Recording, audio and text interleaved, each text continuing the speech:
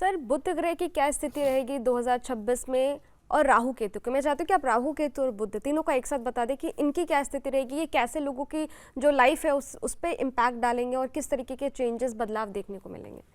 देखिए, बुध की अपनी कोई भूमिका नहीं होती। बुध को कहते हैं कि न्यूट्रल ग्रह है। और बुध की जो अपनी राशि होते हैं मिथुन और कन्या, तो मिथुन में स्वगृही का होता है, कन्या में उच्च का होता है और मीन में नीच का होता है। तो खास तौर से जिन जातकों की कुंडली में बुध 6ठे 8वें 12वें में बैठा है, उनके लिए यह कर्जा बढ़ाएगा, उनको रोक देगा, नमनेस देगा और उनकी पैरालिसिस की प्रॉब्लम हो सकती है, ईचिंग की प्रॉब्लम हो सकती है, उनको दिक्कत आ सकती है। जिनकी बुध राहु केतु, राहु बुध और शनि अगर एक साथ बैठा 7वें भाव में, तो उनकी पर्सनल लाइफ खराब हो सकती है, उनको डिवोर्स हो सकता है। तो उनको ध्यान रखना पे पर्सनल लाइफ को लेकर के। लेकिन व्यवसाय की स्थिति उनकी बहुत अच्छी होगी, धन धान की स्थिति अच्छी होगी। अगर कोई नया इंडस्ट्री लगाना चाहते हैं तो बहुत आगे बढ़ेंगे। धन की स्थिति उनकी शानदार होगी। जिन जातकों की कुंडली में चाहे किसी भी राशि में लग्न में अगर बुध है, तो व्यक्ति बहुत महान चिंतक होगा, फिलॉसफर होगा, विद्वान होगा, गणित विज्ञान साहित्य का ज्ञाता होगा और व्यक्ति का ललित कला में विशेष रुचि होगी। वहीं अगर बुध किसी की कुंडली में द्वितीय भाव में है, तो व्यक्ति बहुत एक्स्ट्राऑर्डिनरी वाला होगा। ललित कला, गीत संगीत, नायन गायन, एक्टिंग, अभिनय, इन सब चीज़ों में उसकी भूमिका बहुत अच्छी होगी और ललित कला के द्वारा वो धन अर्जित करेगा। उसकी वाणी बहुत अच्छी होगी, बहुत अच्छा ओरेटर होगा, बहुत अच्छा डिबेटर होगा और वाणी से धन अर्जित करेगा। जिसके तीसरे भाव में बुध, उसको ध्यान रखना है कि उसकी प्रगति में उसका परिवार, उसकी माँ, उसकी पत्नी, उसके भाई बंधु विरोधी हो सकते हैं। तो उनको इन सब चीज़ों से न्यूट्रल फेज में जा करके अपने कार्य को टास्क ओरिएंटेड होकर कार्य करें और आलस्य का परित्याग करें और आलस्य एकदम न करें। जो प्लान करते उसको करें, बहुत महान सफलता उनको मिलेगी। वहीं अगर चतुर्थ भाव में बुध है किसी का, अगर वह मीडिया में है, लेखक है, साहित्यकार है, राजनीति में है, ग्रंथकार है, अधिवक्ता है, विधिवेत्ता है, चिकित्सक है, तो अपने फील्ड में महान सफलता अर्जित करेगा। और अगर शेयर, फाइनेंस, व्यापार, इंडस्ट्री में लगा हुआ है तो यह वर्ष उसके लिए अपार धन संपदा के लिए जाना जाएगा। अगर उसके लिए कर्जा है तो कर्जा उसका चुक जाएगा और बड़े लेवल पर वह कार्य करेगा। अगर वहीं पंचम में जिसका बुध बैठा है, वह व्यक्ति गणित, संस्कृत, विज्ञान, फिजिक्स, मैथ में बहुत बड़ा कार्य करेगा। उसकी इंट्यूटिव पावर बहुत अच्छी होगी, उसकी संतानें बहुत अच्छा करेगा और वह बुध उसके लिए बहुत शानदार होगा और उसको इंट्यूशन होगा। तो उसको ध्यान रखना है कि अपने दिल मन की बात मानना है और दिल को दिमाग पर हावी नहीं होने देना है। अगर कोई भी निर्णय लेना है तो दिमाग से लेना है। अगर वह जहाँ इमोशनल होकर निर्णय लिया, दिल से लिया, तो गच्चा खा जाएगा। तो इस बात का उनको ध्यान रखना है। जिनका 6ठे भाव में बुध बैठा, उनके कर्जे बढ़ सकते हैं। अगर वो विदेश में है तो विदेशी कर्जा उनको बढ़ सकता है और उनके खिलाफ लिटिगेशन हो सकता है।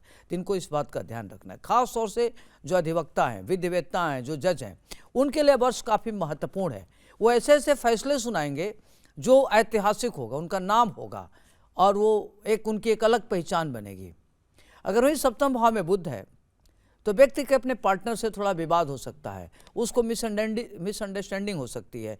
तो उनको एक रूल बना लेना चाहिए कि जो भी करे ट्रांसपेरेंट करे या लिखत पढ़त में करे। बहुत ज़्यादा अपने पार्टनर पर भरोसा न करे जिसके साथ वो व्यवसाय कर रहा है, क्योंकि उसके साथ धोखाधड़ी हो सकती है, चीटिंग हो सकती है, डीचिंग हो सकती है, आपको प्लाट कर सकते हैं। तो इस बात का आपको ध्यान रखना है। लेकिन जो काम करेंगे उसमें आपको बड़ी सफलता मिलेगी।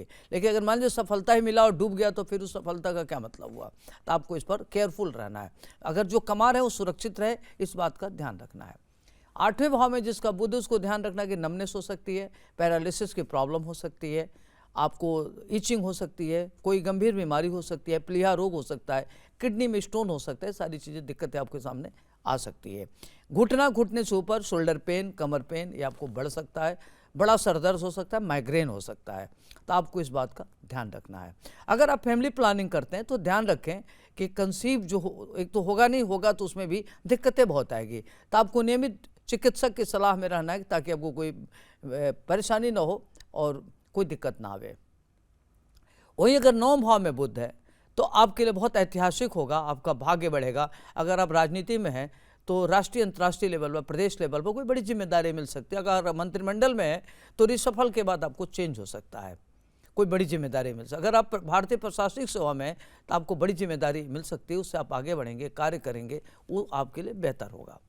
वहीं अगर दशम भाव में है तो आपको पिता का सहयोग मिलेगा, रुका हुआ धन मिलेगा, ससुराल से लाभ मिलेगा, और अगर कोई धन आपका रुका हो तो उससे आपको धन लाभ होगा।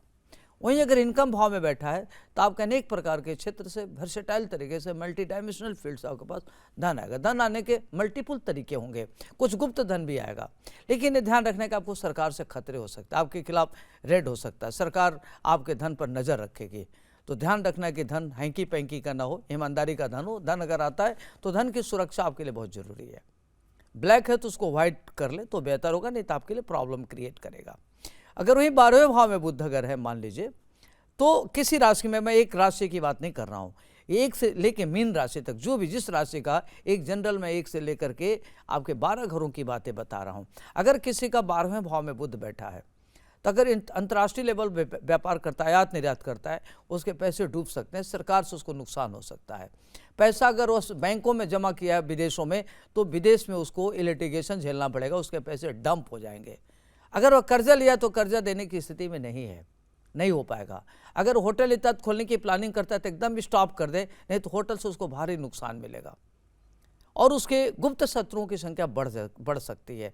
तो ये आपका मेष मतलब लग्न से लेकर के 12 घरों में बुध की क्या स्थिति होगी इस वर्ष, आपको मैंने एक मोटा मोटा बताया जी।